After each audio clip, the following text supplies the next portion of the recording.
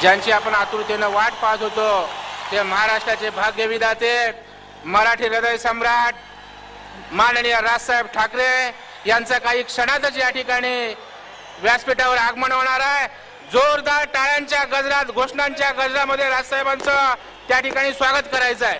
मराठी हृदय सम्राट माननीय राजसाहेब ठाकरे यांचा महाराष्ट्राचे भाग्यविधाते मराठी अस्मितेचे पुरस्कर्ते मराठी हृदय सम्राट माननीय राजसाहेब ठाकरे यांचा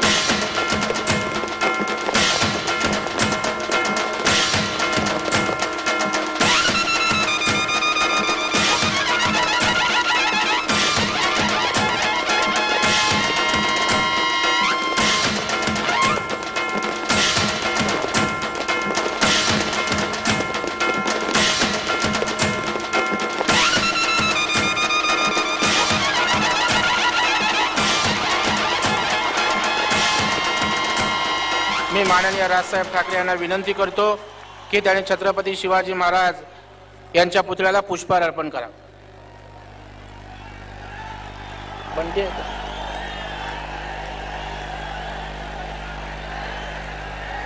छत्रपती शिवाजी महाराज की, छत्रपती शिवाजी महाराज की।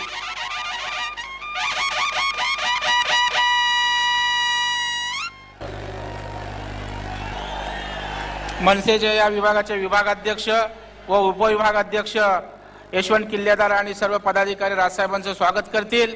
मराठी हृदय सम्राट माननीय राजसाहेब ठाकरे यांचा, महाराष्ट्र नवनिर्माण सेनेचा,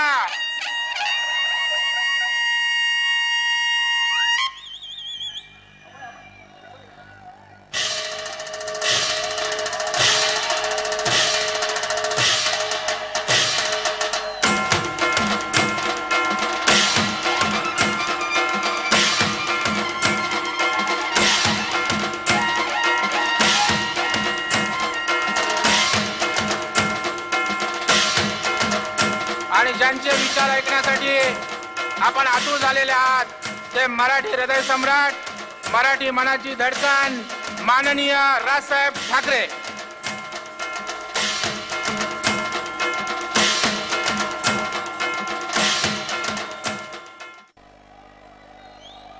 जमलेल्या माझ्या तमाम मराठी बांधवांनो, भगिनींनो आणि मातांनो,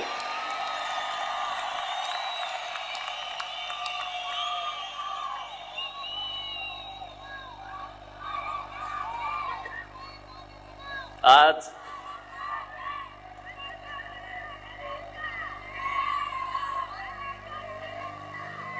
पेटलेला मराठी माणूस, चौताळलेला मराठी माणूस, या महाराष्ट्रात स्वाभिमानाने उठलेला मराठी माणूस हा पाहून स्वतः शिवरायांना देखील आनंद झाला असेल मागे की माझ्या महाराष्ट्रातला मराठा पेटून उठला। मी हा बघाशी तुमच्यावरती लाईट मारायला सांगितले कारण मला काहीच दिसत नव्हतं। हे इतके लाईट मारलेत माझ्या डोळ्यावरती, ते अजूनही जर फिरवता आले तर फिरवा जरा। धारावीला कोळी महोत्सव होता बांधवांचा,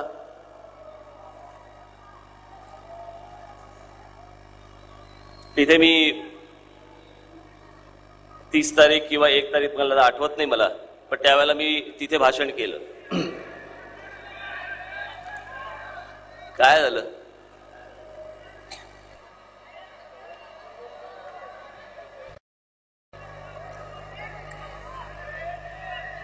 आता बघा, बसा जरा, शांत बसा आता.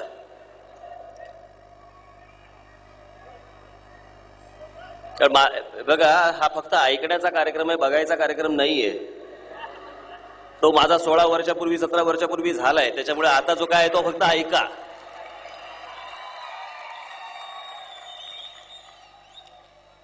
त्या धारावीला भाषण केलं त्यावेळेला 2 कॅमेरे होते समोर.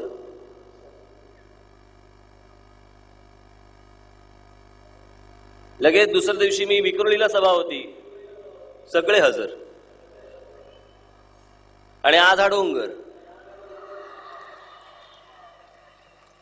माझ्यावरती सगळे कॅमेरे लावण्यापेक्षा माझी सर्व कॅमेरावाल्यांना विनंती आहे, सर्व चॅनल्सना विनंती आहे, मला दाखवण्यापेक्षा हे महाराष्ट्राचं रौद्र स्वरूप त्या दिल्लीकरांना, भैयांना पहिल्यांदा दाखवा. त्यांना हे कळू देत की हे काय जमलंय ते. माझा चेहरा रोजच बघतायत, पण महाराष्ट्र कशा पद्धतीने पेटलाय हे दिल्लीश्वरांना कळू दे, तिकडच्या भैयांना कळू दे. त्याशिवाय ते स्वस्थ बसणार नाहीत. त्यांची वळवळ थांबायची नाही त्याशिवाय ती.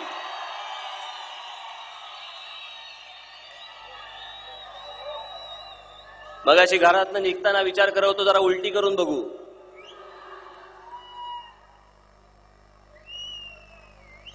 तुम्हाला प्रश्न पडला असेल कशासाठी? म्हटलं काही निघतंय का बघू, नाही तर हे आहेतच पाट्या दाखवायला. फिर उगला राज ठाकरेने जहर.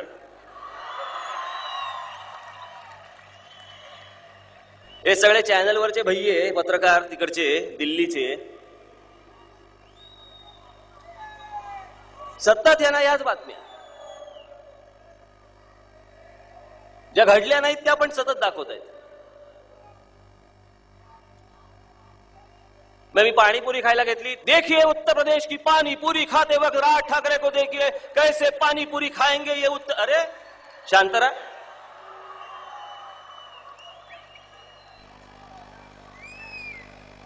एवढाच उद्योग आहे तुला?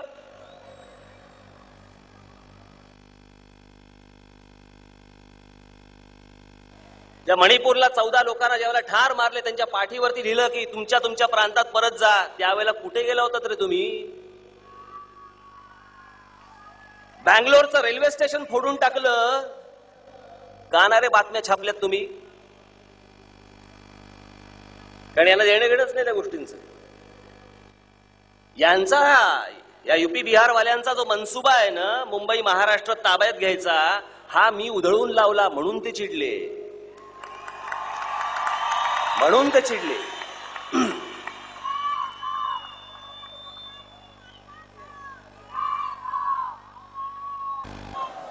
2 तारखेला मी बोललो. 2 फेब्रुवारी जे बोललो ते रेकॉर्ड वरती आहे. काय झालं? राहून देव. हे तूही खाली बस रे आता, इथे फिरू नको उगाच. यायला मध्ये हे डोकं करतात, मग ते ओरडतात, मग मी मध्ये थांबतो. 2 फेब्रुवारीला विक्रोळीला बोललो. त्याच्यानंतर 9 फेब्रुवारीला मी पत्रकार परिषद घेतली.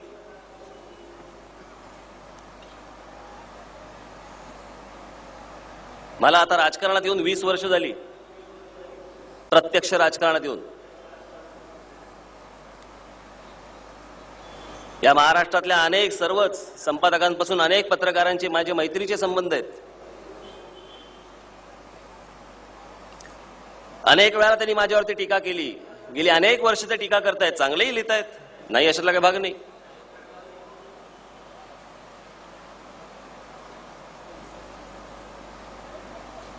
पण मी कधी त्यांच्याशी संवाद तोडला नाही, कधीच नाही तोडला. जरी माझ्या विरोधात ते लिहित गेले, माझ्या विरोधात ते बोलत गेले,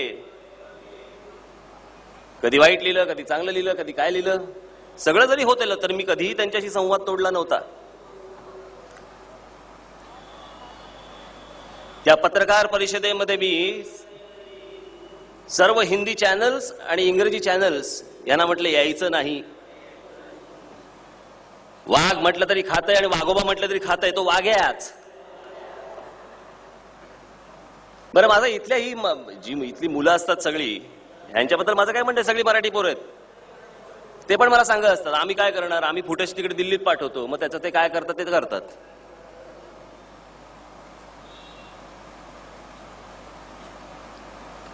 पण मला मुद्दा म्हणून मी निषेध कसा व्यक्त करायचा तुमचा? तुम्ही कोण न्यायाधीश लागून गेलात?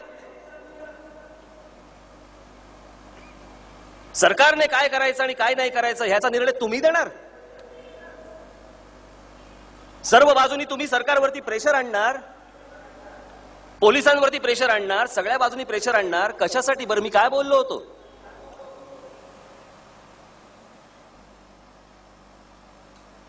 माझ्या इतक्या, आता हे मी 2 तारखेला भाषण केलं, 9 तारखेला पत्रकार परिषद घेतली,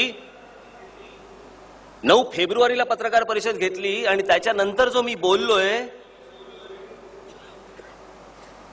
तो आता 24 मार्चला शिवजयंतीला 1 मिनिटासाठी. म्हणजे 9 फेब्रुवारी, 2 फेब्रुवारी ते 9 फेब्रुवारी आणि 9 फेब्रुवारी ते 24 मार्च मी कुठे काय बोललो?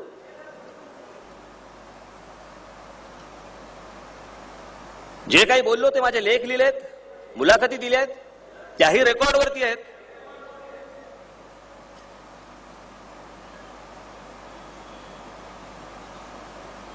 कधी बोललो मी की सगळे जेवढे उत्तर प्रदेश बिहारचे लोक आहेत त्यांना चालते करा व्हा म्हणून? अजून नाही बोललो.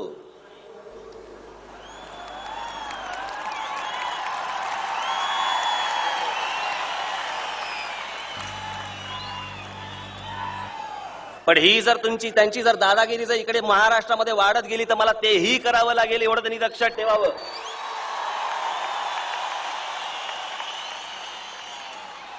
काय चुतिया समजलात?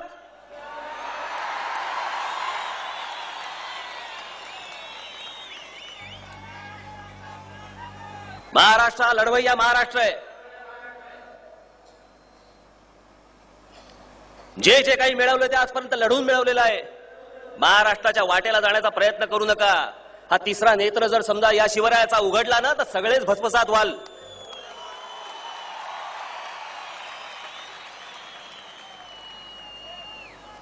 येड्याचा कारभार समजला, कोणी यावं आणि टपली मारून जावं.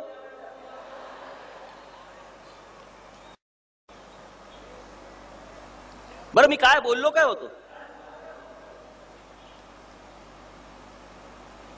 त्या अबू आझमी पासून त्या तो अमर सिंग ते बेडूक,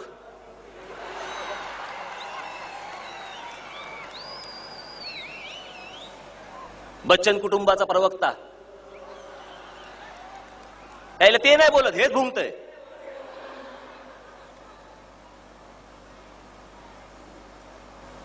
माझ्यावरती एक केस टाकली होती त्यांनी, त्याला धमक्या दिल्या मारण्याच्या. पुढे काय झालं त्याचं? केसच खोटी ठरली. अच्छा, काही धमक्याच दिल्या नव्हत्या. हे अशी माणसं ही सगळी. त्या अमिताभ बच्चन यांच्या काहीतरी घरावरती म्हणे बाटली फेकली. हो, माझा कार्यकर्ता एक बाटली नाही फेकेल, अख्खा क्रेट फेकेल.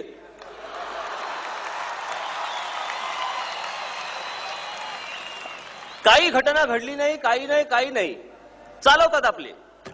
एक माणूस आपला बसलाय, भिंतीकडे येतो, स्कूटरवरती बसतो, त्याला एक लाल रिंग, ये चला.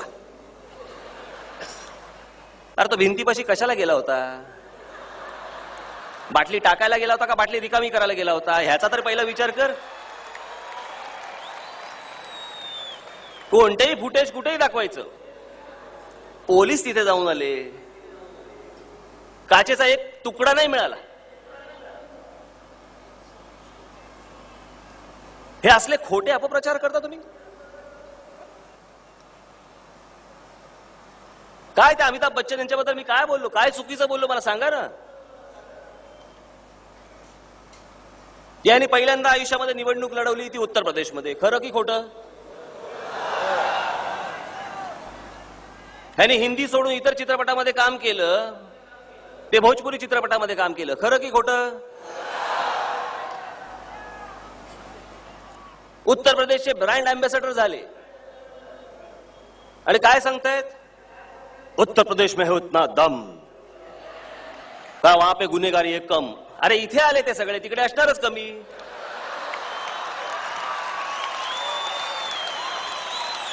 रोज ट्रेन भरभरून आपले येतातच येत.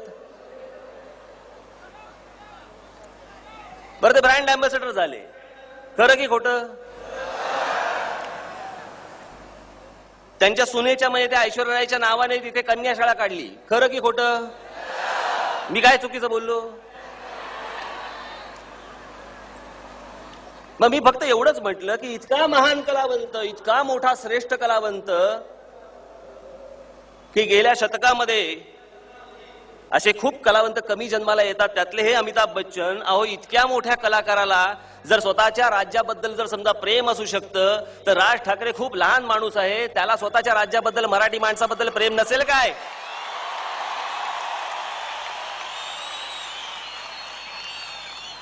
काय चुकलं माझं सांगा ना मला, मी काय कुठे चुकलो? आता परवा दिवशी ते कोणते रामदास का काय ते आहेत ना, अंबुमणी रामदास, आरोग्य मंत्री आहेत. त्यांनी असं म्हटलं म्हणे की देशभर पोलिओचा फैलाव जो जिकडून होतो तो उत्तर प्रदेश मधनं होतो. आता हे मी बोललो का? आणि इथे जाहिरातीत अमिताभ बच्चन पोलिओचा डोस घ्या, पोलिओचा डोस घ्या, 2 थेंब घ्या, 2 थेंब घ्या. अरे तिथे जाऊन 2 थेंब दे, तिथून इकडे येतंय.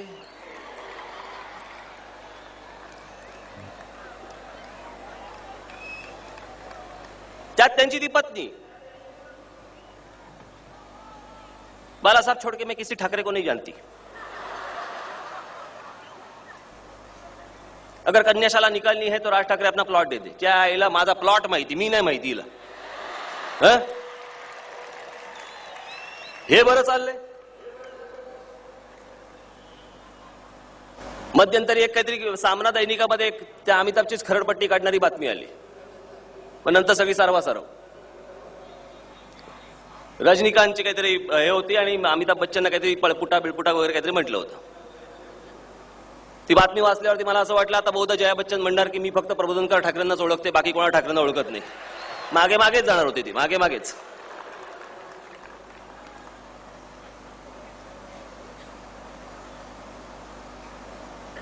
कोणती संस्कृती पोसायची आम्ही?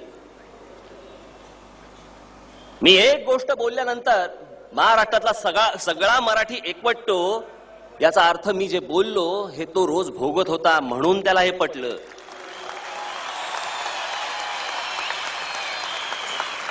त्याला रोज जे भोगावं लागत होतं तेच मी फक्त बोललो. हे यांचं जे चाललेलं आहे याला आक्रमणच म्हणतात, दुसरं काही तिसरं काही म्हणत नाही याला. हे आक्रमणच आहे. स्वतः राहायचं नागडं आणि जायचं दुसऱ्याचे कपडे फाडायला,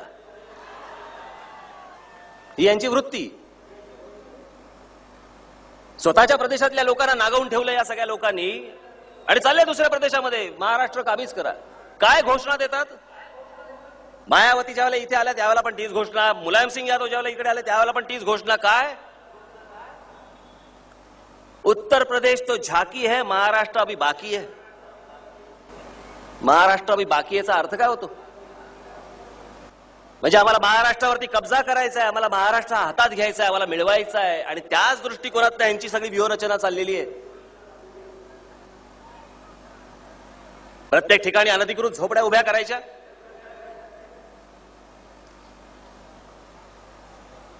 तिथे जाणार नाहीत त्या मेधा पाटकर.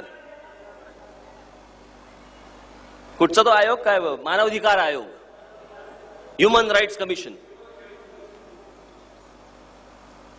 त्या हल्ली इकडेच असतात कारण गुजरातमध्ये येऊ देत नाहीत.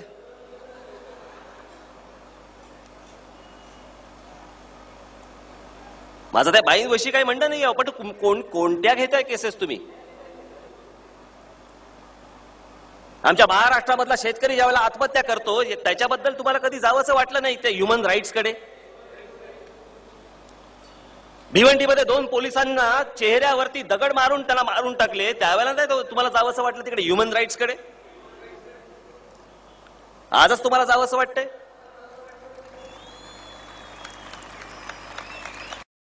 हा कोणता दुटप्पीपणा, कोणता दुटप्पीपणा?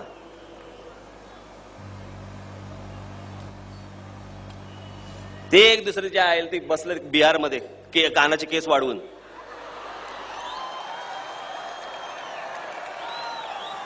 गंगा में स्नान करना चाहिए राज ठाकरे को.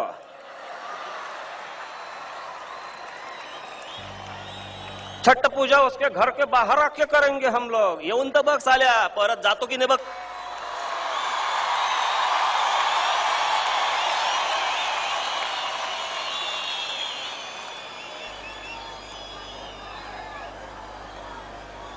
ते मध्यंतरी चांगला भला माणूस शत्रुघ्न सिन्हा, त्यांचंही ऐकलं, त्याच्यानंतरचं वाक्यही ऐकलं मी. ते मायाबद्दल बोलत होते, राज एक अच्छा आदमी है, एक कलाकार है, एक ऐसा है, एक वैसा है, बोलत होते. त्याच्यानंतर काय बोलले? बिहार में तो एक इंडस्ट्री चलती है, वो है एक्सटॉर्शन की. एक्सटॉर्शन म्हणजे खंडणीची. एक्सटॉर्शन हे बिहारचेच शत्रुघ्न सिन्हा बोलतायत. कुठच्या प्रदेशाबद्दल? बिहार बद्दलच बोलतायत.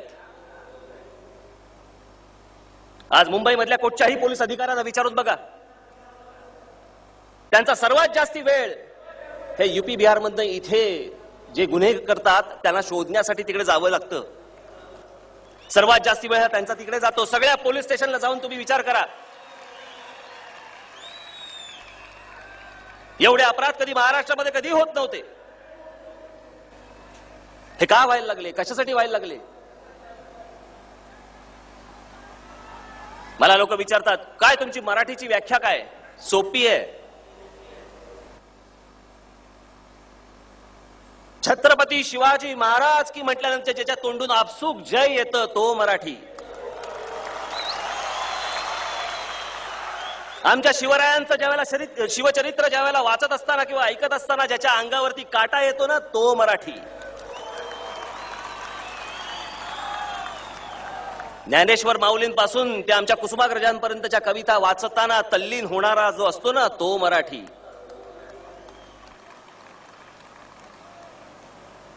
हे कसले एकरूप होत आहेत? 1 मे साजरा करतायत आत्ता गंगेच्या काठावर. आणि इकडे महाराष्ट्र दिन कसला? भोजपुरी गाण्यांचा. भोजपुरी गाणी ऐकवतो तुम्ही? मराठी बोलता येतं का? म्हणून मी आमच्या सगळ्या लोकांना सांगितलंय, सर्व पदाधिकाऱ्यांना सांगितलंय, कधी कुठेही तुम्हालाही सगळ्यांना सांगतो, हे टिकवायचं असेल तर कुठेही जिकडे जाल तिकडे जास्तीत जास्त प्रमाणामध्ये फक्त मराठी बोलण्याचाच वापर तुम्ही केला पाहिजे. तर हे पुढचं सगळं टिकून राहील. त्याशिवाय सुधारायचे नाहीत.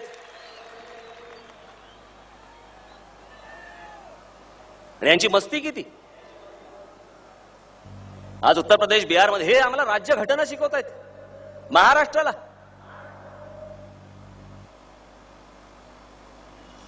महाराष्ट्र प्रत्येक वेळेला सर्वप्रथम राष्ट्राचा विचार करत आला आणि हे सगळे प्रांत सर्वप्रथम आपल्या प्रांताचा विचार करत आले आणि मग नंतर देशाचा विचार करत आले.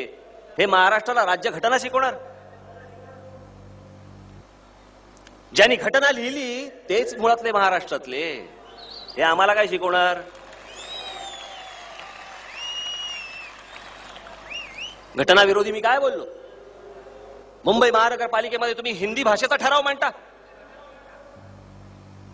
भोजपुरी सिनेमाला सवलती देता. हे कसलं षडयंत्र आहे? हे काय चालू आहे? यांना हवंय काय? यांना हवंय हे सगळं काबीज करायचंय. आज 227 नगरसेवकांच्या मुंबई महानगरपालिकेमध्ये आज बघा 24 नगरसेवक हे सगळे आहेत उपरे.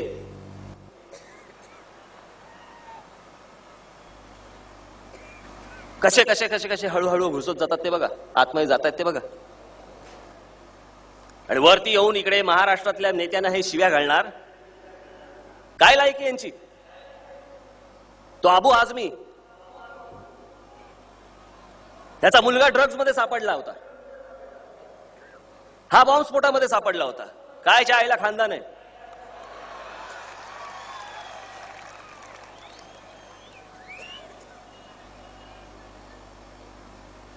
इथे काठ्या वाटण्याच्या भाषा करता तुम्ही?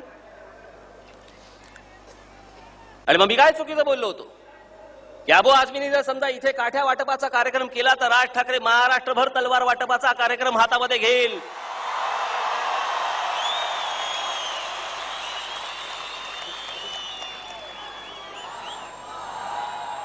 दोन दोन अडीच हजार महिलावरनं इकडे येऊन दादागिरीची भाषा नाही करायची.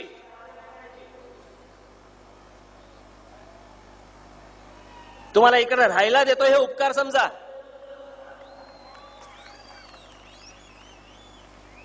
त्याच्यानंतर तो म्हणतो काय आझमगडवरनं 20,000 माणसं घेऊन येईन म्हणे. अरे घेऊन तर ये, जाताना 40,000 फक्त पाय जातील.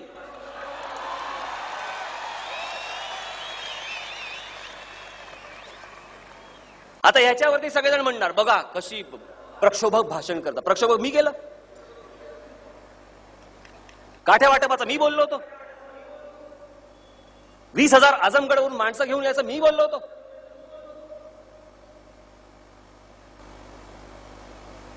अबू आझमी ह्याची औकात काय? मला सांगा, महाराष्ट्रामधले जे काही मतभेद असतील, इथं सर्व राजकीय पक्षांमधले ते आमचं आम्ही बघून घेऊ. हा कोण सांगणार आहे? हा काल अबू आझमी टीव्ही चॅनल वरती म्हणतो की शरद पवारांनी म्हणे रस्त्यावरती वाडगं घेऊन भीक मागितली पाहिजे. गृह खातं यांच्या हातात, सगळ्या गोष्टी यांच्या हातात. का नाही याचा बंदोबस्त होत? रस्त्यावरती नागडा करून फोडून काढला पाहिजे असल्या सगळ्या लोकांना. ह्यांची हिंमत कशी होते? या महाराष्ट्रामधल्या कुठच्याही नेत्याबद्दल ह्यांची बोलायची हिंमत कशी होते? कोण ही माणसं तरी कोण? यांचा संबंध काय या महाराष्ट्राशी?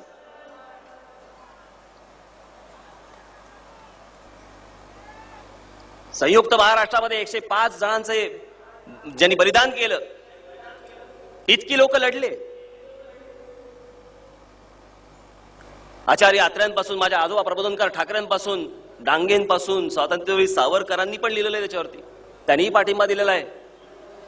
सगळ्याच मोठ्या नेत्यांनी त्या संयुक्त महाराष्ट्राला पाठिंबा दिला. तो संयुक्त मुंबईसह संयुक्त महाराष्ट्र मिळाला तो या काय युपी बिहारच्या भैयांच्या गोठ्यात बांधण्यासाठी?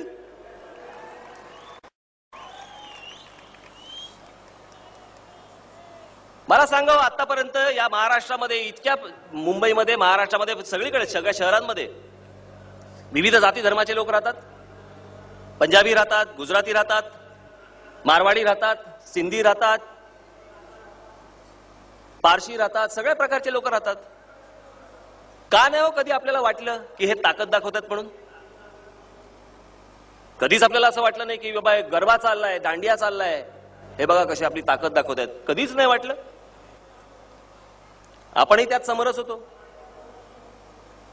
तेवढ्या पुरता तो 9 दिवसाचा दांडिया होतो, गरबा होतो, संपला विषय. बंगाली बांधवांची इकडे दुर्गा पूजा असते. मी लहानपणापासून जात असे. मला नाही कधी वाटलं की बंगाली लोक इथे ताकद दाखवतात. ज्या वेळेला छठपूजेचे कार्यक्रम ज्या वेळेला हे सुरू करतात, का सगळ्यांना असं वाटतं की हे ताकद दाखवतात रस्त्यावरती येऊन आपली? मी त्याशी असाच चाललो होतो एका कार्यक्रमाला. मला माहितीच नव्हतं हे काय लफडं. बघतोय सगळीकडे उत्तर प्रदेश दिन, उत्तर प्रदेश दिन, उत्तर प्रदेश दिन, उत्तर प्रदेश दिन. म्हटलं हे कुठून सुरू झालं? ते एक छठपूजा चालू आहे, तिथे लाई चना चालू आहे, अजून काय काय वाटतात. त्याच्यात हे नवीन आता उत्तर प्रदेश दिन काय लफडं सुरू झालं? ते बघितल्यावर माझं टाळकच सरकलं. तेव्हाही बोललो होतो, आजही सांगतो, महाराष्ट्रामध्ये जो गेला तो आणि ह्याच्या पुढे देखील फक्त महाराष्ट्र दिनच साजरा होईल. दुसरे तिसरे कोणत्याही राज्यांचे दिवस साजरे केले जाणार नाहीत. माझ्या या विधानावरती राज्य सरकारला जर मला अटक करायची असेल तर त्यांनी करावी, खुशाल करावी. कितीही वेळा यासाठी मी जेलमध्ये जायला तयार आहे, परंतु मी ही असती नसती लफडी मी महाराष्ट्रात होऊ देणार नाही. कोणत्याही परिस्थितीत होऊ देणार नाही. अहो, म्हातारी मेल्याचं दुःख नाही, काळ सोकावतो.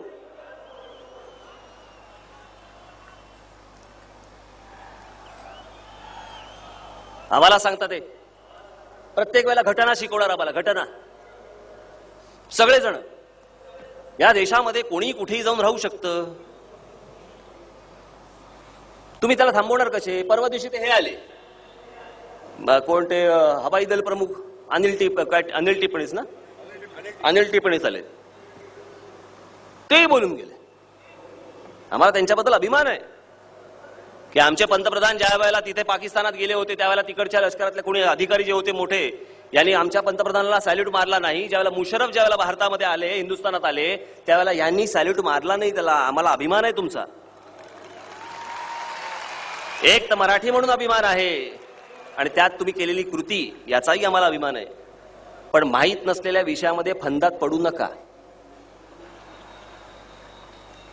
परवा दिवशी ते बोलले की महाराष्ट्रात जर समजा लोक येत असतील तर थांबवणार कशी? थांबू शकणार नाही. स्वतः राहतात हरियाणात आणि उपदेशीकडे. उगाच माहीत नसलेल्या गोष्टींवरती वरतून पोकळ घिरट्या मारू नका. घिरट्या एवढ्यासाठी बोललो कारण ते हवाई दल प्रमुख आहेत. लष्कराचे अधिकारी असते, प्रमुख असते तर मी बोललो असतो उंटावरून शेळ्या हाकू नका.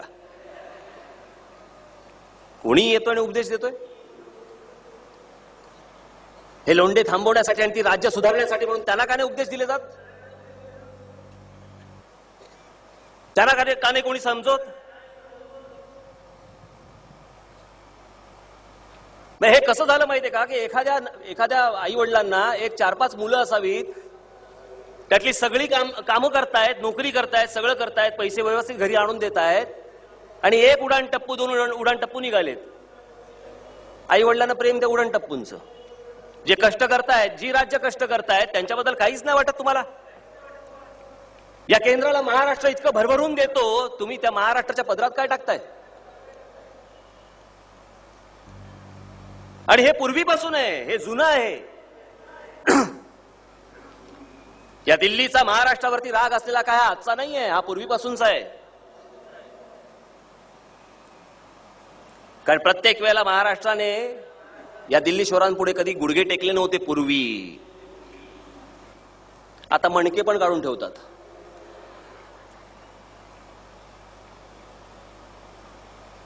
आणि मग हे ते तसे वागतात म्हणून हे आम्हाला विचारतात, आम्हाला सांगतात की कोणी येऊ शकतं आणि कोणी राहू शकतं आणि काही करू शकतं. मी मध्यंतरी मला एक जण भेटले, त्यांना मी सांगितलं, म्हटलं ते पण असंच काहीतरी चालू होतं आणि बरोबर मराठीच. की असं कसं थांबवणार तुम्ही? घटनेमध्ये लिहिलेलं आहे या राज्यामधला माणूस दुसऱ्या राज्यामध्ये कुठेही कसाही जाऊन राहू शकतो आणि काही करू शकतो. हे तुम्ही थांबवणार कसं? मी जरा शांत बसलो. त्यांना विचारलं, म्हटलं तुम्ही राहता कुठे? ते बोलले अशा अशा ठिकाणी मी राहतो. म्हटलं काय सोसायटी आहे का? ते बोलले हो सोसायटी आहे. म्हटलं मग मुलांना खेळायला वगैरे मैदान वगैरे जागा आहे की नाही तिकडे आतमध्ये? हो आहे ना. म्हटलं मग तुमच्या सोसायटी मधली कॉलनीतली मुलं वगैरे खेळतात की नाही तिकडे? हो खेळतात ना, रोज खेळतात, म्हणजे काय प्रश्नच नाही. म्हटलं मग ज्यावेळेला तुमच्या सोसायटी मधली मुलं तिकडे खेळत नाहीत त्यावेळेला बाहेरची लोक येऊन खेळतात का तिकडे? ते बोलले नाही असं नाही. म्हटलं खेळून द्याल का त्यांना? नाही ना, आमच्या सोसायटीच्या कंपाऊंड मध्ये कसं खेळून देणार? म्हटलं स्वतःच्या कंपाऊंड मध्ये तुम्ही बाजूच्या मुलाला खेळू देत नाही का? तो भारतीय नाही काय? तो भारतीय नाही?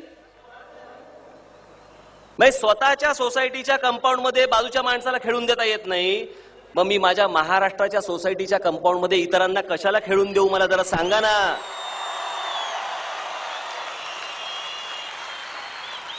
तेव्हा आहे ना भारतीय बिरती आठवतं सगळं. आम्ही भारतीय आहोत, सगळे भारतीय आहेत, सगळे समान आहेत. मग अनेकांच्या घरात बंगल्याच्या बाहेर किंवा सोसायट्यांच्या बाहेर पाटी लावलेली नसते का? फेरीवाल्यांनी आतमध्ये येऊ नये का? तो फेरीवाला भारतीय नाही? आपलं जेवढं आहे तेवढं नीट ठेवायचं, बाकीचा बट्ट्याबोळ झाला तरीच हरकत नाही. कोणती वृत्ती ही? मराठी माणसाबद्दलचे प्रश्न मराठी माणसाने पहिले विचारायचे सोडून दिले पाहिजेत की आमची मुलं अशी आणि आमची मुलं तशी आहे, आमची मुलं काम करत नाहीत. आमची मुलं काम करत नाहीत? सकाळचा पेपर तुम्हाला कोण आणून देतो? मराठीच मुलगा आहे. सकाळचं दूध तुमच्या घरी कोण आणून देतो? मराठीच मुलगा आहे. ऑफिसात जाता त्यावेळेला तुमच्या घरी तुमच्या ऑफिसमध्ये डबे कोण घेऊन जातं? मराठीच मुलगा आहे. कोणाला शिकवता तुम्ही मराठी मुलं काम नाही करत म्हणून? अरे जर त्यांना कळलंच नाही कुठे काम आहे तर करतील काय ते तरी? कशाला शिव्या घालता मराठी मुलांना?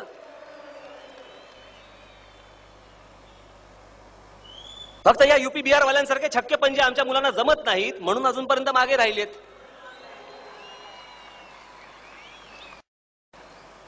म्हणून अजून मागे आहेत. हे जे सतत घटनेबद्दल बोलत असतात ना, बांधवांनो, भगिनींनो, मातांनो, मी तुम्हाला सांगतोय हे नीट जाणीवपूर्वक ऐका मी काय बोलतोय ते. हे सतत जे घटनेचे दाखले देत असतात ना, की घटनेमध्ये असं लिहिलंय, घटनेमध्ये तसं लिहिलंय, घटनेमध्ये हे म्हटलंय, घटनेमध्ये ते म्हटलंय, ती जी घटना ज्यांनी लिहिली ना त्या आमच्या परमपूज्य डॉक्टर बाबासाहेब आंबेडकरांनी स्वतःच्या पुस्तकात काय लिहून ठेवले हे मी जरा तुम्हाला वाचून दाखवणार आहे आता.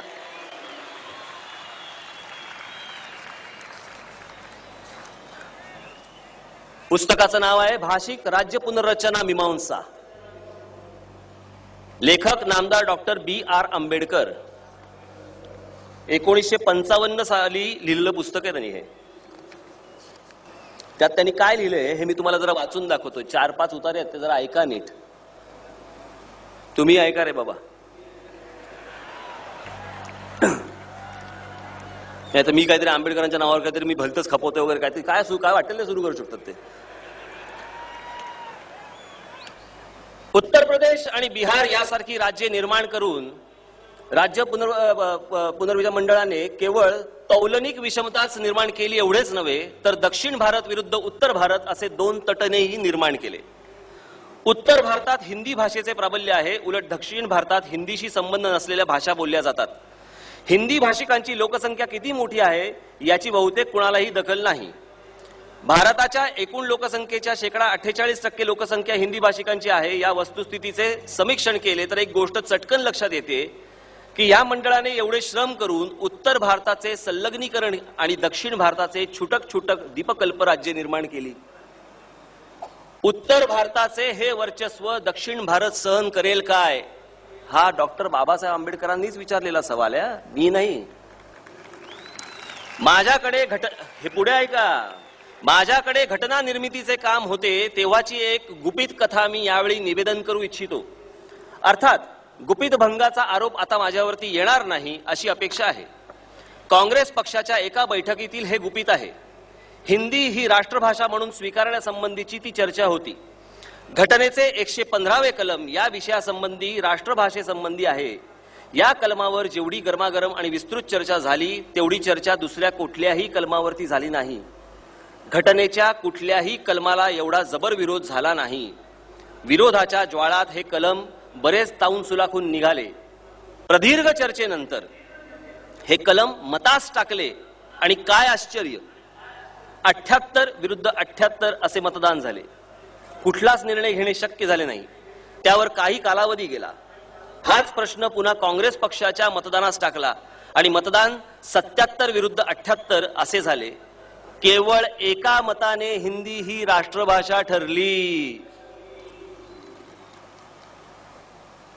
जी आम्हाला राष्ट्रभाषा राष्ट्रभाषा राष्ट्रभाषा म्हणून जी सांगितली जाते ती एका मताने ठरली.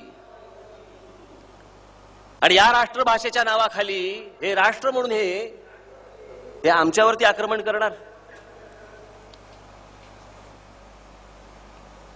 तामिळनाड घ्या, आंध्र प्रदेश घ्या, कर्नाटका घ्या, केरळा घ्या, वरती गुजरात घ्या. कोणी यांच्या भाषेची दादागिरी सहन करत नाही. ते आपली स्वतःची घट्ट भाषा पकडून बसलेले आहेत. कोणी घुसू पण शकणार नाहीत. पुढे बघा. या वस्तुस्थितीवरून दक्षिण भारताचा उत्तर भारतावरती किती कटाक्ष आहे हे तुमच्या लक्षात येईल. उत्तर भारत संलग्न झाला आणि दक्षिण भारत विछिन्न राहिला आणि हिंदी राजकारणात उत्तर भारताचे वर्चस्व असेच चालू राहिले तर परस्पर द्वेष भाव निर्माण झाला नाही तरच नवल. केंद्रीय सरकारात हे तुम्ही लक्षात घ्या रे. केंद्रीय सरकारात एका राज्याला दुसऱ्या राज्यावर अशा आगंतुकपणे वर्चस्व चालवू देणे धोक्याचे आहे. हे कोण म्हणतंय? डॉक्टर बाबासाहेब आंबेडकर म्हणतायत, ज्यांनी आमची घटना लिहिली. मग मी काय वेगळं बोलतोय? एका राज्याने दुसऱ्या राज्यावरती अशा प्रकारे वर्चस्व लादू नये हेच तर मी बोलतोय ना. म्हणून मी पुरावा देखील तुमच्याकडे घेऊन आलो. अजून कोणाला जर पाहिजे असेल ह्याच्या फाईली घेऊन जाव्यात माझ्याकडनं. घटक राज्ये समतोलाची राखण्यास केंद्रीय शासनात काही तरतूद नसल्यामुळे नवनिर्मित विजोड राज्यांमुळे उत्तर प्रदेशाखेरीज इतर राज्यांमध्ये अविश्वास आणि असंतोष निर्माण होईल. सध्याच्या केंद्रीय शासन पद्धतीमुळे भारताच्या राजकारणात उत्तर प्रदेश इतर राज्याहून प्रबळ ठरेल ही भीती केवळ दक्षिण भारतीयांचीच नसून पंजाब, बंगाल व इतर राज्यांनीही व्यक्त केलेली आहे. आणि ही भीती निराधार आहे असं कोणीही छातीठोकपणे सांगू शकणार नाही.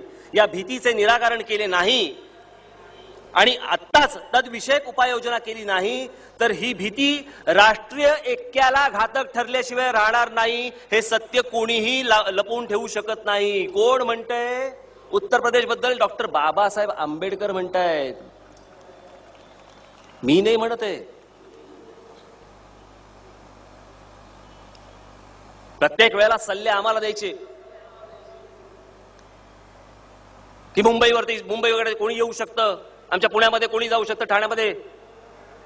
मुंबई ही म्हणे काय मराठी लोकांनी घडवलीच नाही, ही बाहेरून आलेल्या लोकांनी घडवली. त्याच्यावर पण बाबासाहेब काय म्हणतात ते ऐका. त्यांनीच लिहिलं, मी काय लिहिलं नाही. मुंबईच काही बहुरंगी शहर नाही. कलकत्ता आणि मद्रास ही देखील मुंबईप्रमाणेच बहुरंगी आहेत. जर कलकत्ता पश्चिम बंगालमध्ये राहू शकते आणि मद्रास राज्यातून काढून टाकता येत नाही तर मग महाराष्ट्रात मुंबई राहायला एवढे आकांडतांडव का? प्रत्येक महाराष्ट्रीय हाच प्रश्न विचारत आहे. या प्रश्नाला माझ्याकडे तरी काहीच उत्तर नाही. मात्र या समस्येमुळे एक शंका मनात उद्भवते, ती ही की महाराष्ट्रीय राज्य करण्यास असमर्थ आहेत असे काँग्रेस ट्रस्टींना वाटत असावे. पुढचं वाक्य महत्वाचं आहे. मराठी बाण्याचा हा अपमान आहे आणि हा अपमान ते कधीही सहन करणार नाहीत.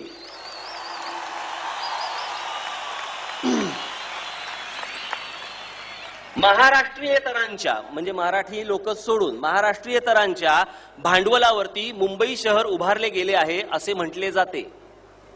बघा, आज जे बोंबलतात ते तेव्हा तेच बोंबले होते. महाराष्ट्रीयेतरांच्या भांडवलावरती मुंबई शहर उभारले गेले असे म्हटले जाते.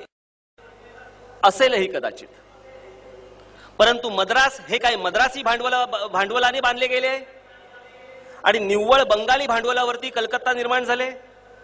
युरोपियन देशांचे भांडवल येथे गुंतविले गेले नसते तर ही शहरे स्मशानवत राहिली असती. पण जेव्हा महाराष्ट्रीय मुंबईवरती हक्क सांगतात तेव्हा हा भांडवलशाही युक्तिवाद पुढे का केला जातो? मुंबई शहरासाठी जर महाराष्ट्रीयांनी श्रम केले नसते तर मुंबई वैभवशाली दिसली नसती. मुंबईची नाडी महाराष्ट्रात आहे हे लक्षात ठेवले पाहिजे. मुंबईस लागणारी वीज महाराष्ट्रातून निर्माण होते, पाण्याचा पुरवठाही महाराष्ट्रातून होतो, उद्योगधंद्यांसाठी कामगारांचा पुरवठा देखील महाराष्ट्र करतो. महाराष्ट्राच्या मनात आले तर मुंबई शहराचे मोहनजोदरो उर्फ मृतनगरी व्हायला क्षणाचाही विलंब लागणार नाही.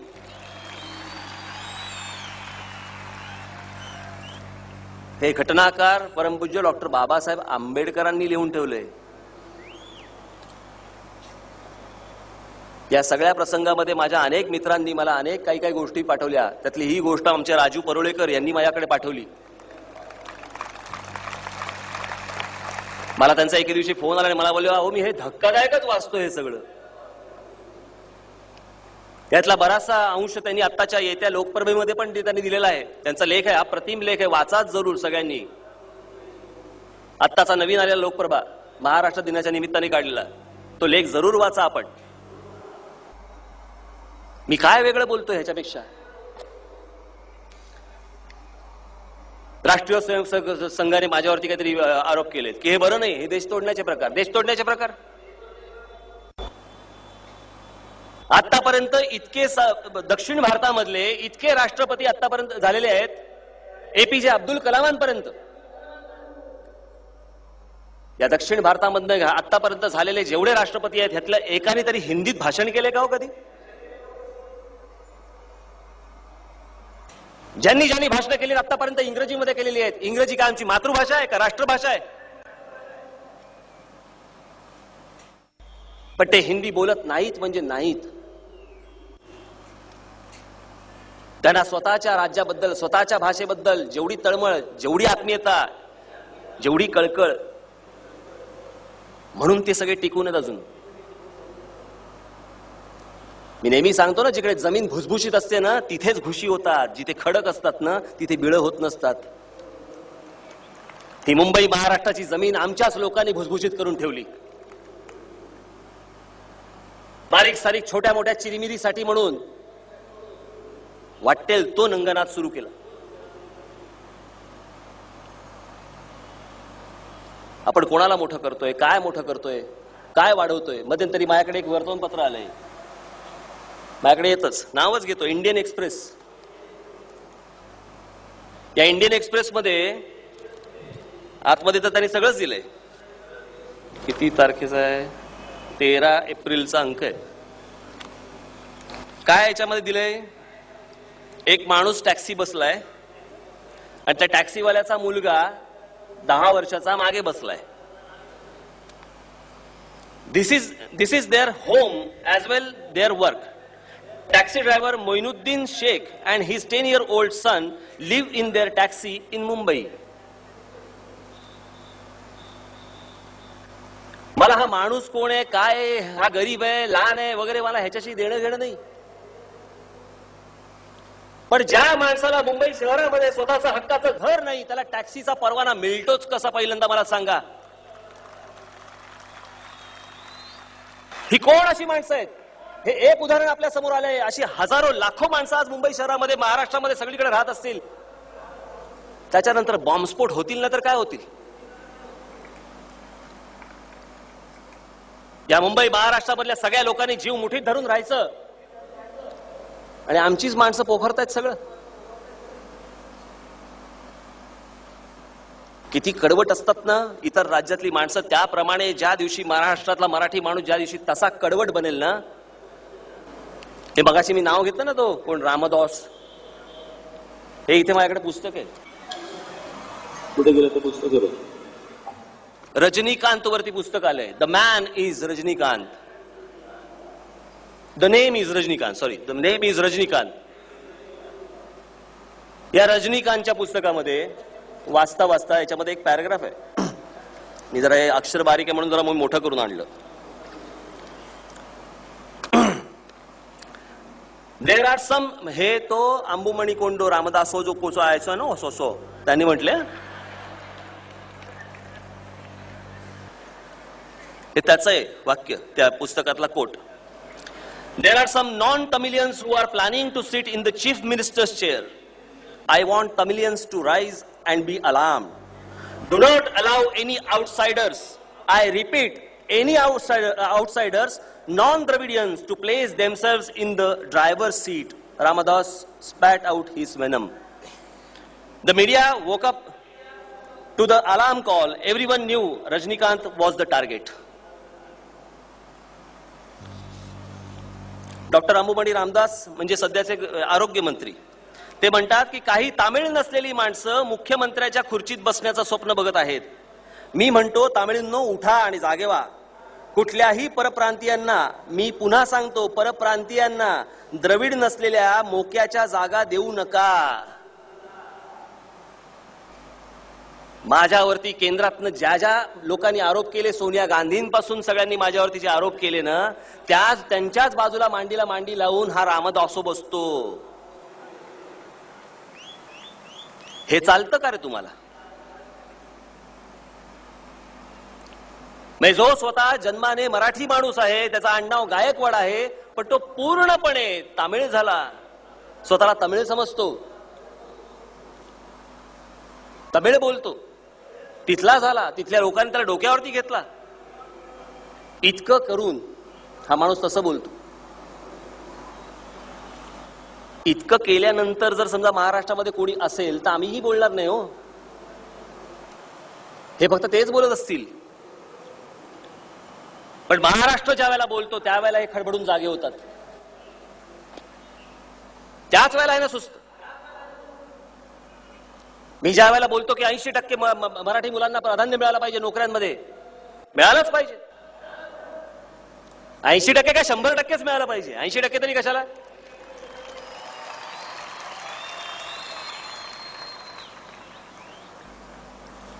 मी याद्याच घेऊन आलोय त्याच्या.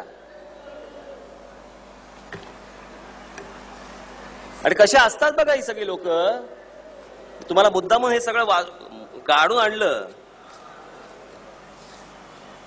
पेपर दाखवला की बरं असतं. नाही तर कसं राज ठाकरेने फिर उगला जाहीर झालं आपलं सुरू. या इथल्या सगळ्या लोकांच्या बोलतो मी. हे प्रॉव्हिडंट फंड ऑफिस मधली रिक्रुटमेंट आहे. किती? 1157 उमेदवार आणि त्याच्यामध्ये फक्त 68 मराठी आहेत. बाकी सगळे ते तुमचे ते काय ते पांडे, प्रसाद, कुमार, बिमार सगळे तेच सगळे. ही अख्खी यादी आहे. ज्यांना कोणाला बघायची त्यांनी बघू शकता.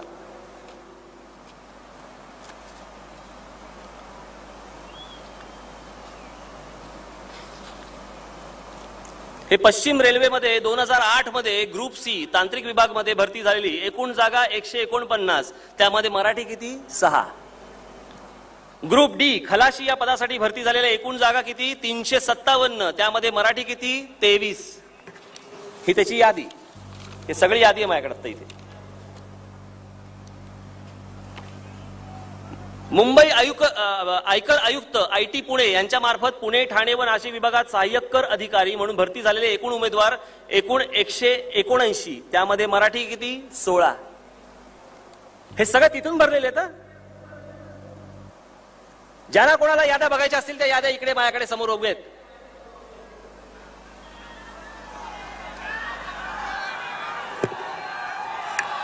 काय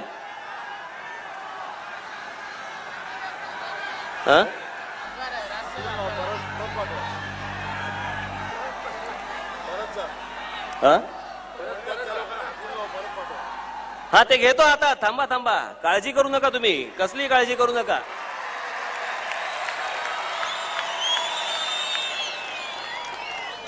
हे मध्य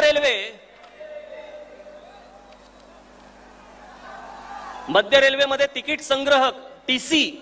आमची मराठी मुलं TC पण होऊ शकत नाहीत. पण त्यांना कळलं तर ना, त्यांना माहिती असलं तर ना. परस्पर माणसं तुम्ही नेमता आणि माझ्या महाराष्ट्रामधला मराठी तरुण अजूनही बेरोजगार म्हणून इकडे वणवण फिरतो. किती भरले? मध्य रेल्वेमध्ये तिकीट संग्रहक पॅनल 1 मध्ये भरलेल्या एकूण जागा 480. त्यामध्ये मराठी 12. पॅनल 2 मध्ये भरलेल्या TC एकूण जागा 148. त्यामध्ये मराठी किती? 8. पश्चिम रेल्वेमध्ये वर्ग 4 साठी भरती एकूण भरलेल्या जागा किती? 145. त्यामध्ये मराठी किती? 3. ही अख्खी यादी आहे समोर इथे. हे आम्ही इथून निवडून पाठवत असलेले खासदार करतात काय? झकमार असतात तिकडे जाऊन दिल्लीमध्ये.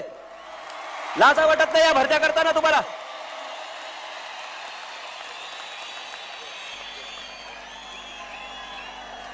इकडच्या मुलांनी करायचं काय?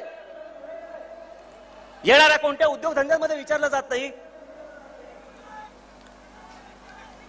कोणते उद्योग येतात हेच आमच्या मुलांना माहिती नसतं, कारण सांगितलंच जात नाही. आणि मग ते काय ते लेबर कॉन्ट्रॅक्टर नवीन सिस्टीम आली आहे ना, त्याच्या मार्फत हे भैये सगळे पुरवले जातात. हे लेबर कॉन्ट्रॅक्टर ह्याच्या पुढे कसे पुरवले जातात ना, हेच मी फक्त बघतो. मी आमच्या प्रवीण दरेकरांना सांगितलंय. आणि काळजी करू नका, तातडीने उपाययोजना.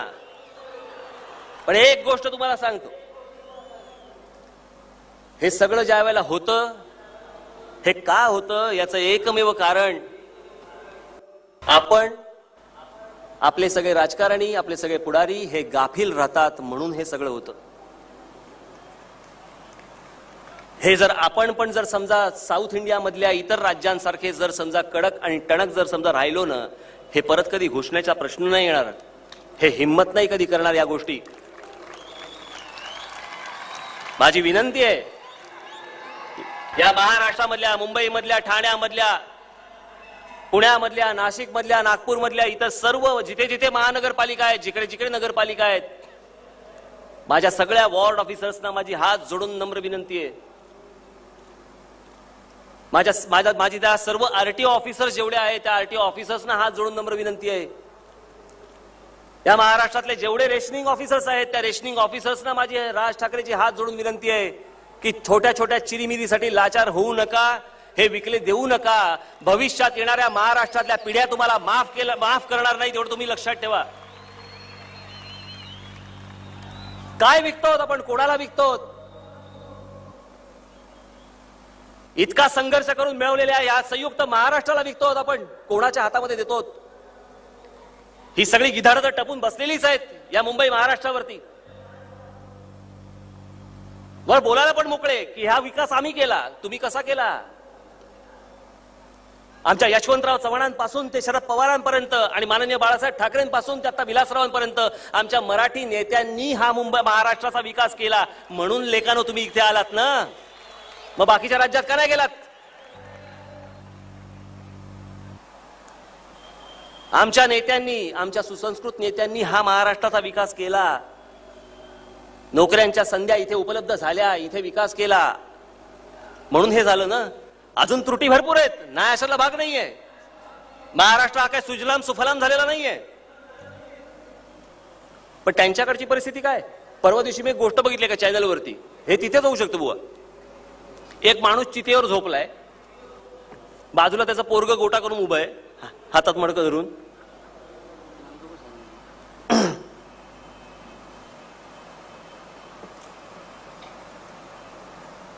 त्याचा पोरग उभा आहे बाजूला, हातात मडकं घेऊन.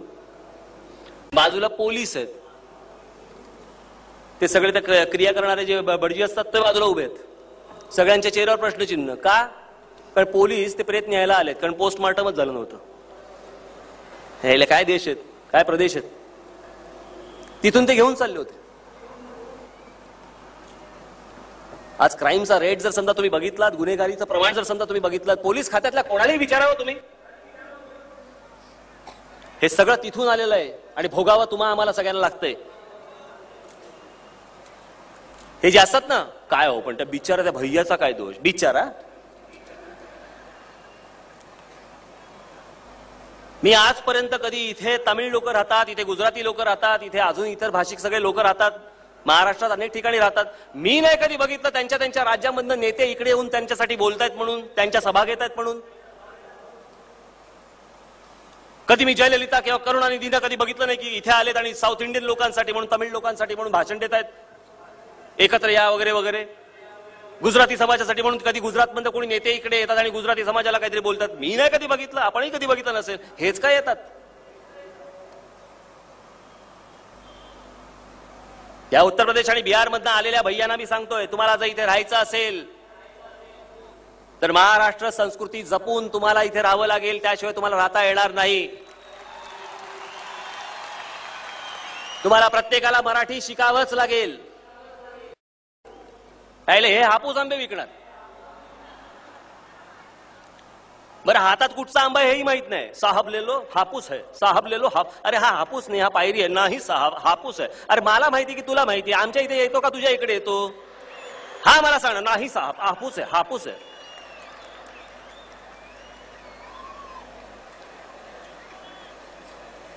आयुष्यात कधी समुद्र बघितलं नाही, मासे हे विकणार.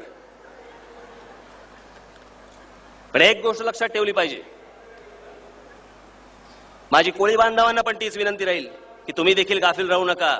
तुम्ही हे केलं नाहीत म्हणून हे पसरले, हे आतमध्ये गेले, याचं कारण तेच आहे. म्हणजे आहे ना, असेल हरी तर देईल खाटल्यावरी, असे आम्ही पडून राहतो. आणि सगळं हातातनं ज्या वेळेला निसटायला लागतं त्यावेळेला आम्हाला समजायला लागतं, अरे आमच्यावर झाला अन्याय. 1922 साली प्रबोधनच्या पहिल्या अंकामध्ये माझ्या आजोबांनी लिहिलं होतं की परप्रांतातनं लोंढे येतील आणि या मुंबई महाराष्ट्रामध्ये मराठी माणसाचं अस्तित्व गमावून बसावं लागेल. 1922 साली लिहिलं होतं. त्याच्यानंतर अनेकांनी लिहिलं. आजपर्यंत आपण हे गोष्ट बोलतोय, आपण कधी सावध होणार आहोत? आज या सगळ्या गोष्टीमध्ये मला काय करायचं होतं? आता काय निवडणूक आहेत का काय? हे पेटलेलं मराठी मन तुम्हाला असंच धगधगत ठेवावं लागेल तर या इथल्या महाराष्ट्रातल्या प्रत्येकाला सुखाचे दिवस येतील. हे जर पुन्हा शांत झालं, पुन्हा जर तसंच झालं, किती वेळा पेटवायचे आणि किती वेळा थंड होणार? किती वेळा ही गोष्ट करायची, किती वर्ष करायची? हीच गोष्ट माननीय बाळासाहेबांनी 66 साली केली, अजूनही तीच गोष्ट करावी लागते. म्हणजे सकाळ दैनिक आहे ना, त्या सकाळ दैनिकाच्या एका कार्यक्रमाला बासू भट्टाचार्य गेले होते, मोठे दिग्दर्शक. आणि या बासू भट्टाचार्यांनी तिकडे भाषण केलं. भाषण काय होतं माहितीये? काय बोलले ते? म्हणाले, जर समजा तुम्हाला बंगाली भाषा येत नसेल तर 15 दिवसाच्या वरती तुम्ही बंगालमध्ये राहू पण शकणार नाही, कलकत्त्यामध्ये राहू पण शकणार नाही, कारण तुम्हाला राहताच येणार नाही जर तुम्हाला बंगाली भाषा येत नसेल तर. त्यावर बोलले की मी गेली 30 वर्ष मुंबईमध्ये येतोय, मला मराठी येत नाही, पण मी मराठी न येता देखील जगू शकतोय. हे त्यांनी जेव्हा सांगितलं, हे तरी आपल्याला कळणार आहे. एक समोरचा माणूस जेव्हा आपल्याला सांगतो की अरे मराठी इतकी मोठी भाषा, हजारो वर्षाच्या संस्कार केलेली ही भाषा, ज्ञानेश्वर माऊलींपासून आतापर्यंत सर्वांनी केलेले संस्कार, आमच्या साहित्यिकांपासून, आमच्या कवींपासून अनेकांनी केलेले संस्कार, ही इतकी मोठी प्रचंड चांगली भाषा, तीच गमावून बसतोय आम्ही. आम्हीच सुरुवात करतो टॅक्सीत बसताना, भैया जी फाउंटन आएगा क्या, भैया जी भाजी कैसा दिया, विचारा मराठीत त्याला, भाजी कशी दिलीस. जायचंय मला, ते काय जे बोलायचंय ते मराठीमध्ये बोला. नाही ऐकलं ना तर मला येऊन सांगा, एक तर माझ्या घरी किंवा राजगडवरती, त्याची टॅक्सी नंबर आणि सगळ्या गोष्टी. आज मुंबईमध्ये टॅक्स्या चालू आहेत, रिक्षा चालू आहेत सगळीकडे. कोण चालवतं? एकेका नंबर प्लेटवरती, एकेका नंबर प्लेटवरती 2-2, 3-3, 4-4 टॅक्स्या चालू आहेत. एकेका ड्रायव्हिंग लायसन्स वरती 10-10, 15-15 माणसं काम करतायत. कुठच्याही टॅक्सी ड्रायव्हरला सर समजा तुम्ही विचारलं की तुझं लायसन्स दाखव, तर तो सर्टिफिकेट दाखवतो कुठतरी, असं काहीतरी झेरॉक्स मारलेलं काहीतरी. हा जगातला नियम आहे. जगामध्ये कोणत्याही टॅक्सीमध्ये जर समजा तुम्ही बसलात तर पुढे त्या ड्रायव्हरच्या बाजूला त्याचा फोटो, त्याची आयडेंटिटी पासून सगळ्या गोष्टी तिकडे दिलेल्या असतात, ठेवलेल्या असतात. आमच्याकडे रेल्वे स्टेशन पासून रात्री चित्रपट गृहातमधून बाहेर पडल्यानंतर कुठूनही कसंही आज टॅक्सांमध्ये फिरतो. कोण आहे ती माणसं? कसं कळणार कोण चालवते गाडी? याला सुरक्षितता म्हणतात.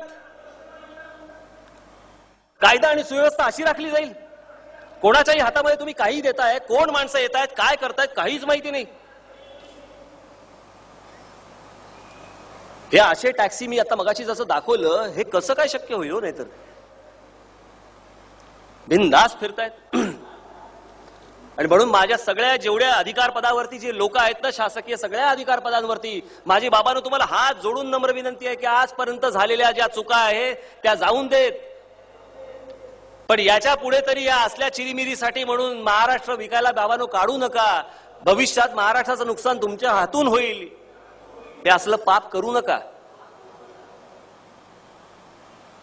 खरंच करू नका. काय कमी आहे आमच्या महाराष्ट्रामध्ये? कोणत्या मुलामध्ये काय कमी आहे? कोणत्या मुलींमध्ये काय कमी आहे? काय काय कमी काय मला जरा सांगा ना. काय भाषा, इतकी सुंदर भाषा, इतकी सुंदर भाषा. श्रीपाद अमृत डांगे, कम्युनिस्ट चळवळीचे. मला एक मगाचं उदाहरण राहिलं मगाशी. गंमत बघा, कसं होतं, हे ज्याला तुम्हाला प्रश्न विचारले जातात ना, त्याची मी उत्तर देतोय. तुम्हाला ज्यावेळेला हे असले प्रश्न विचारले जातील ना, त्यावेळेला ही उत्तर तुम्ही द्या. मला सांगा, मुंबई ही कुठेही राहिली असती तरी या देशातच राहिली असती, हो की नाही? मग ज्यांनी या देशाची घटना लिहिली ते डॉक्टर बाबासाहेब आंबेडकर. मार्क्स नंतर जगातल्या कामगारांनो एक व्हा अशी हाक ज्या माणसांनी दिली ते आमचे श्रीपाद अमृत डांगे, कम्युनिस्ट चळवळीचे प्रणेते इथे महाराष्ट्रातले. ते एस.एन. जोशी, प्रबोधनकार ठाकरे, आचार्य आत्रे यांच्यापासून अनेक दिग्गज, या सगळ्यांनी मुंबईसह संयुक्त महाराष्ट्र झाला पाहिजे अशी हाक का दिली? कारण या मुंबईवरती संपूर्णपणे जो हक्क आहे तो महाराष्ट्राचा हक्क आहे. का त्यांना घटना माहिती नव्हती? का ते शिकलेले नव्हते? का त्यांना काहीच माहिती नव्हतं? इतके विद्वान या महाराष्ट्रामधले ज्यावेळेला एकत्र येऊन सांगतात की मुंबईसह संयुक्त महाराष्ट्र हा झालाच पाहिजे, त्यावेळेला त्या मुंबई महाराष्ट्राचं महत्व किती आहे हे आपण जाणून घेतलं पाहिजे. आणि अरे आपण कोणाला विकतो, कोणासमोर होतो हे. आज अजून एक गोष्ट मी तुम्हाला सांगणार आहे. आपण जसे मंदिरामध्ये जातो आणि मंदिरामध्ये जातो आणि आपण तिकडे दानपेटी असते, त्या दानपेटीमध्ये आपण पैसे टाकतो. कशासाठी टाकतो पैसे? ती काय लालच नसते. एवढे टाकलेत बरं का, ऐक माझं. ती जे दानपेटीमध्ये आपण दान टाकतो किंवा ते पैसे टाकतो आपण ज्यावेळेला, ते कशासाठी टाकतो माहितीये? तर धर्म वाढावा याच्यासाठी. म्हणून ती आपली प्रत्येकाची एक जबाबदारी म्हणून प्रत्येक जण आपली त्या दानपेटीमध्ये पैसे टाकत असतो.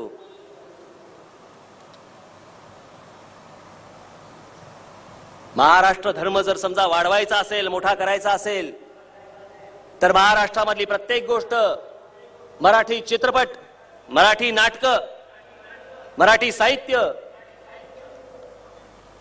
मीही आजपर्यंत जात नव्हतो. मध्ये मध्ये कधी नाटकाला जात असेल, माझे सासरे तर प्रोड्युसरच आहेत, त्यांची नाटकं कधी बघायला जात नव्हतो. पण मी आत्ता सांगतो, आजपासून आपण सगळ्यांनी निश्चय करायचा, जो कोणता मराठी चित्रपट येईल, जो एक कोणतं मराठी नाटक येईल, एक महाराष्ट्र धर्म वाढावा या गोष्टीसाठी म्हणून स्वतः आपण जाऊन तो चित्रपट पाहिलाच पाहिजे, ते नाटक आपण पाहिलाच पाहिजे. तरच हे सगळं वाढेल, तरच या गोष्टी वाढतील.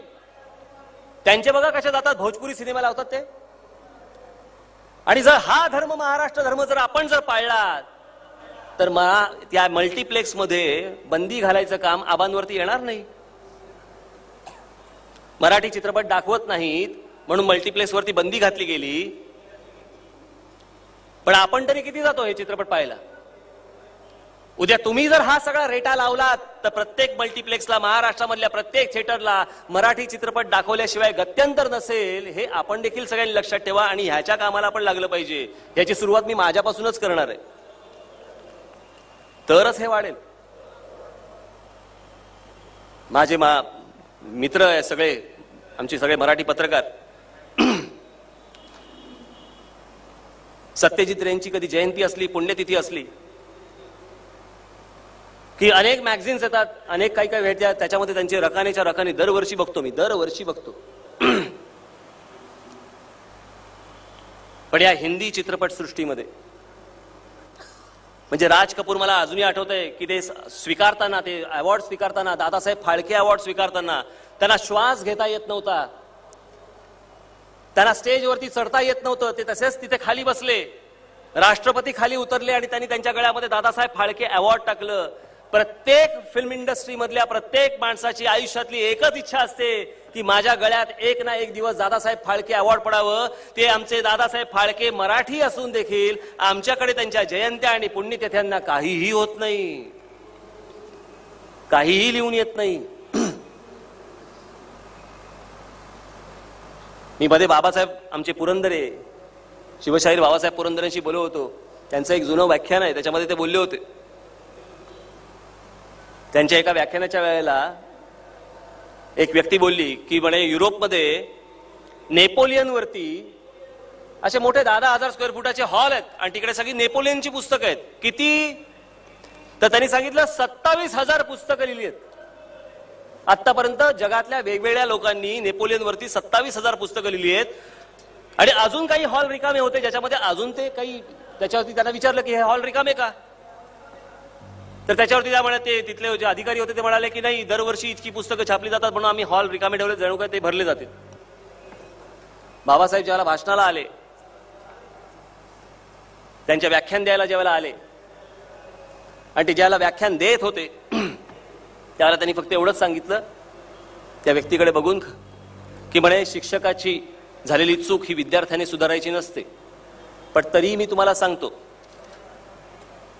की नेपोलियन वरती त्या ठिकाणी त्या लायब्ररीमध्ये 27,000 पुस्तकं नाही आहेत, तर 2,48,000 पुस्तकं आहेत.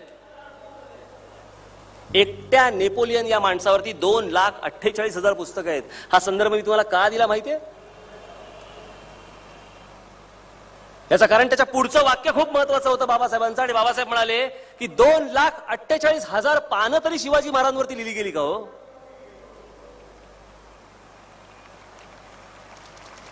एवढंही आमच्याकडनं होऊ शकत नाही. इतकी प्रचंड माणसं या महाराष्ट्रामध्ये जन्माला येऊन देखील आम्हीच पोचवत नाही आहोत, आम्हीच सांगत नाही आहोत, आम्हीच काही करत नाही आहोत त्यांचं. म्हणून यावर्षी मी शिवजयंती, मी बोललो ना, मला जेव्हा बाबासाहेबांनी सांगितलं की 26 जानेवारी आणि 15 ऑगस्ट सारखी शिवजयंती साजरी झाली पाहिजे, मी त्यांना सांगितलं, म्हटलं तुम्हाला करून दाखवतो आणि दरवर्षी करणार. आपले सण, आपल्या गोष्टी या सगळ्या मोठ्या प्रमाणावरती साजऱ्या झाल्या पाहिजे. जाता जाता फक्त एक गोष्ट सांगतो आपल्याला, छत्रपती शिवरायांचीच गोष्ट सांगतो. बाबासाहेबांनीच सांगितलेली गोष्ट की हे सगळं मध्यंतरी आंदोलन झालं, माझे सर्व सहकारी, माझे सगळे कार्यकर्ते यांनी पोलिसांच्या लाठ्या खाल्ल्या, काठ्या खाल्ल्या, जेलमध्ये गेले, अनेकांनी त्रास सहन केला, अनेकांनी त्रास भोगला, पण जे काही त्यांनी केलं या सगळ्या गोष्टींचा मला अभिमान आहे, हेही तितकंच सत्य. पण हे सगळं करतोय, हे कशासाठी करतोय, हे का चाललंय? कुठेही याच्यामध्ये मी माझी कोणाची तुलना बिलना करत नाहीये. एक प्रसंग, संदर्भ आठवला म्हणून तेवढं सांगतो की बाजी घोरपडे यांचे पुत्र मालोजी घोरपडे यांना शिवाजी महाराजांनी लिहिलेलं पत्र आहे. पत्र काय? त्यांनी सांगितलं की तुम्ही स्वराज्यामध्ये या, आमच्या बरोबर या, स्वराज्यात या. कशासाठी? तर कशासाठी? तर मराठियांचे गोमटे करणे आहे, असा मनसुबा आहे. गोमटे म्हणजे काय? मराठी माणसाचं भलं करायचं आहे आणि हे भलं करण्यासाठी म्हणून तुम्ही या चळवळीमध्ये आमच्या बरोबर या, लढण्यासाठी म्हणून या. हे जे मी आज उभं केलेलं आहे, जे काही मी तुम्हाला सांगतोय, जे काही सांगितलंय, प्रत्येक वेळेला कुठचाही अन्याय दिसल्यानंतर आदेशाची वाट पाहू नका. तुमचं रक्त सळसळलं पाहिजे, तुम्ही उठला पाहिजेत. प्रत्येक वेळेला तो काहीतरी करेल म्हणून थांबू नका. आमचे आजोबा सांगायचे की जिकडे अन्याय दिसेल तिथे लाथ मारा. ती लाथ तुमच्याकडनं प्रत्येक वेळेला बसली गेली पाहिजे. जिथे जिथे म्हणून मराठी माणसावरती अन्याय होईल तिथे तिथे तुमची लाथ ही बसलीच पाहिजे. म्हणून हे जे सगळं उभं करतोय किंवा हा जो विचार जातोय, हे कशासाठी? मराठियांचे गोमटे करणे. तुमच्या हातातच या सगळ्या गोष्टी आहेत. तुमच्या हातूनच या महाराष्ट्राला चांगले दिवस घडवत येऊत चरणी सगळ्यांसमोर प्रार्थना करतो. आणि आपण जो प्रतिसाद दिला त्या सगळ्या गोष्टीला एक धन्यवाद देऊन तूर्त मी सर्वांची आपली रजा घेतो. जय हिंद, जय महाराष्ट्र. धन्यवाद राजसाहेब. धन्यवाद राजसाहेब.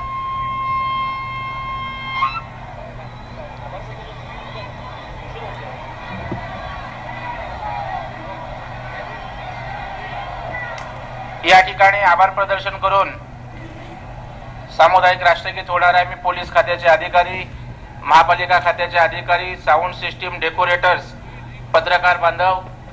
चालू आहे का? 2 सूचना. एक तर जाताना सर्वप्रथम महिलांना जाण्यासाठी म्हणून पहिल्यांदा वाट करून द्यायची सगळ्यांनी, एक.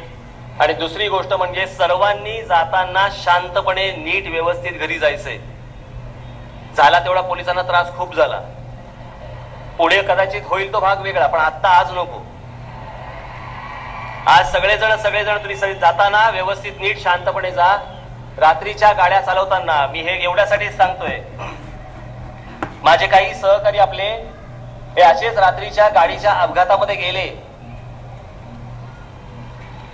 आताही एका ठिकाणी देखील असाच एक अपघात झाला आणि त्याच्यामध्ये देखील गेले. माझ्यासाठी, महाराष्ट्रासाठी तुम्ही सगळेजण खूप महत्वाचे आहात. महाराष्ट्राच्या भवितव्यासाठी तुम्ही सगळेजण खूप महत्वाचे आहात. जाताना व्यवस्थित नीट गाड्या फक्त आपण व्यवस्थित चालवाव्या, एवढी फक्त आपल्याला विनंती करतो. धन्यवाद.